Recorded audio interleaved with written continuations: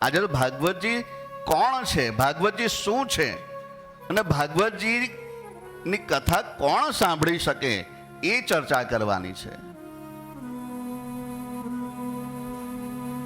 જેનું ભાગવતજી સિલેક્શન કરે એ ભાગવત કથામાં બેસી શકે. આપણે કહીએ કે મેં કથા કરાવી, હું કથા કરાવું, સાહેબ શક્ય જ નથી એ. બાકી આપણે કેટલા વખતથી વિચાર કરતા હોઈએ કે મારે ભાગવત કરાવવું છે, કોણ કરાવી શકે છે? ક્યાં મોટી વાત છે? હવે તો પૈસા બધાની પાસે છે. જો પૈસાની બહુ મોટી વાત રહી નથી હવે. પહેલા હતો સમય અભાવનો. આ સમય એવો કંઈ અભાવનો નથી કે આપણે કરવું હોય તો ન કરી શકીએ.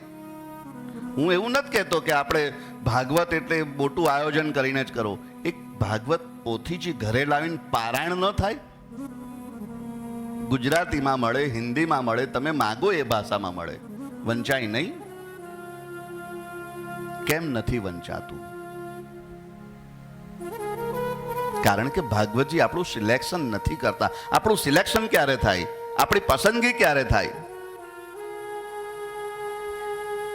જે સમયે તમારા પુણ્યનો ઉદય થાય, અને એક જન્મનું પુણ્ય નહીં, કોટી જન્મના પુણ્યનો ઉદય થાય, તે વખતે તમારા જીવનમાં ભાગવતજીનો પ્રવેશ થાય.